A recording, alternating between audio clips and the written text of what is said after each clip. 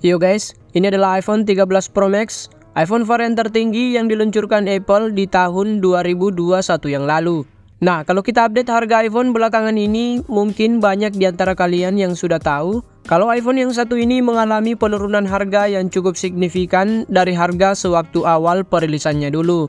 Ya, kalau kalian masih ingat, waktu itu iPhone ini dibanderol mulai dari harga 20 juta rupiah untuk varian storage 128 GB-nya. Dan kalau kita cek sekarang melalui website authorized reseller, harga iPhone ini sudah menyentuh angka 15 juta rupiah untuk varian storage 128 GB-nya. 5 juta rupiah lebih murah dari harga awal perilisannya dulu. Walau begitu, kalau kita bandingkan di beberapa marketplace online, harga iPhone ini terpantau lebih mahal sekitar 1-2 jutaan rupiah dari harga authorized resellernya. Opsi lain yang lebih terjangkau tentu bisa kita peroleh dengan membeli unit second yang sudah cukup banyak tersedia di marketplace online dengan harga yang cukup bervariasi tergantung kapasitas storage dan kondisi iPhone-nya sendiri. Nah, dengan penurunan harga seperti itu, menurut saya iPhone 13 Pro Max saat ini menjadi semakin worth it mengingat spesifikasi, fitur, serta experience yang ditawarkan sudah sangat memuaskan untuk berbagai skenario penggunaan. Dan salah satu kelebihan yang menurut saya membuat iPhone yang satu ini berasa cukup powerful itu ada pada spesifikasi layarnya. Bukan dalam hal panel ataupun resolusi layar, melainkan dalam hal refresh rate layarnya. Ya, iPhone 13 Pro Max ini merupakan iPhone pertama yang mengadopsi teknologi adaptive promotion hingga 120 Hz yang membuat animasi pergerakan layarnya berasa lebih smooth ketimbang semua seri iPhone generasi sebelumnya yang hanya dibekali refresh rate standar 60 Hz saja.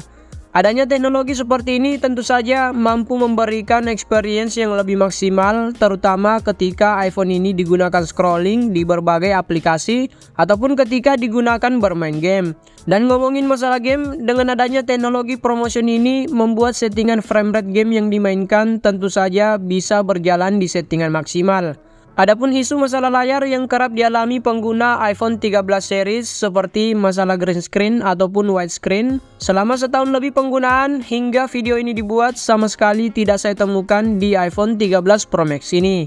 Ya, hal ini kemungkinan besar dikarenakan panel layar yang digunakan iPhone ini diproduksi atau dibuat oleh Samsung yang memang dikenal sebagai salah satu penyedia layar yang cukup terpercaya di seri iPhone 13 ini. Dan bisa dipastikan semua varian iPhone 13 yang diproduksi di tahun 2022 yang lalu menggunakan panel layar yang lebih terjamin dari berbagai masalah, khususnya dari masalah green screen tadi. Dan hal berikutnya yang menurut saya menjadi kelebihan iPhone ini itu ada pada daya tahan baterai atau baterai life-nya. iPhone ini sendiri dibekali baterai yang berkapasitas 4352 mAh, kapasitas baterai yang sudah tergolong cukup besar untuk sebuah perangkat iPhone. Dan seperti yang kita tahu, kalau iPhone itu dikenal salah satunya karena memiliki manajemen efisiensi konsumsi daya yang cukup baik, sehingga baterai yang dimiliki mampu dimaksimalkan seefisien mungkin.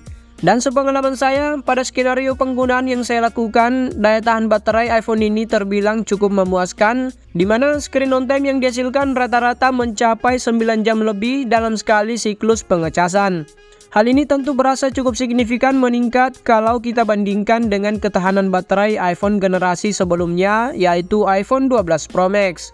So, untuk skenario penggunaan yang membutuhkan ketahanan baterai yang cukup panjang, iPhone 13 Pro Max ini adalah salah satu pilihan yang paling tepat.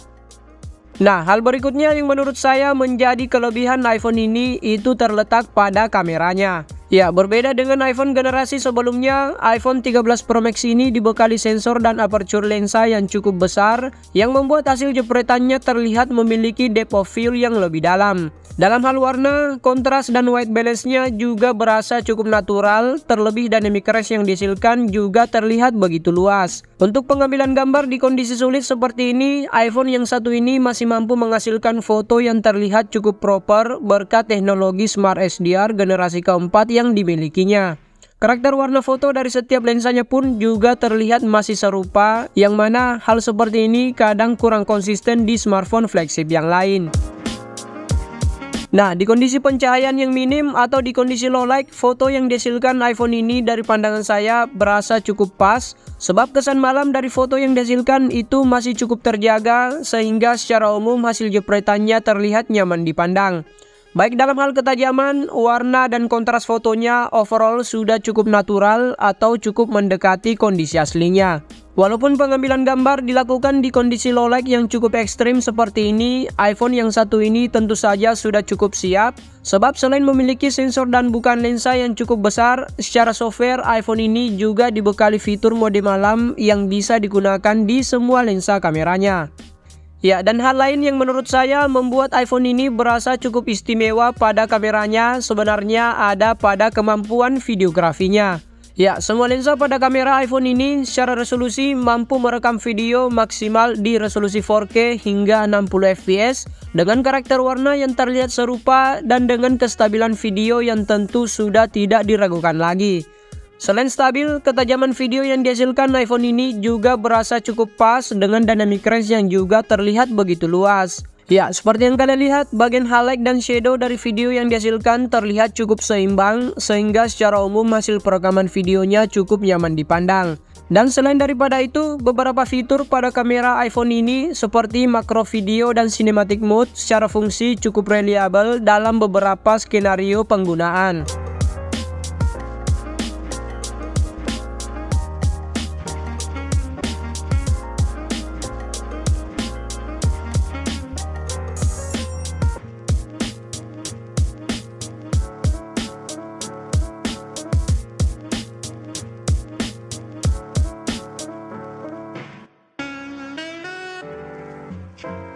Nah, hal selanjutnya yang menjadi kelebihan dan membuat iPhone ini berasa cukup powerful itu karena kestabilan performa mesinnya.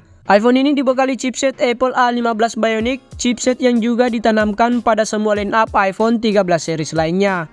Dan seperti yang kita tahu, kalau iPhone itu memiliki performa mesin yang cukup stabil, terlebih iPhone 13 Pro Max ini baru berusia 2 tahunan yang membuatnya masih cukup prima dalam menjalankan berbagai skenario penggunaan.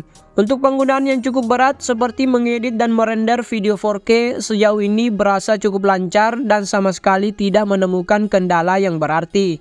Aplikasi editing profesional sekelas LumaFusion bisa berjalan di iPhone ini tanpa kendala dengan proses rendering video yang terbilang cepat.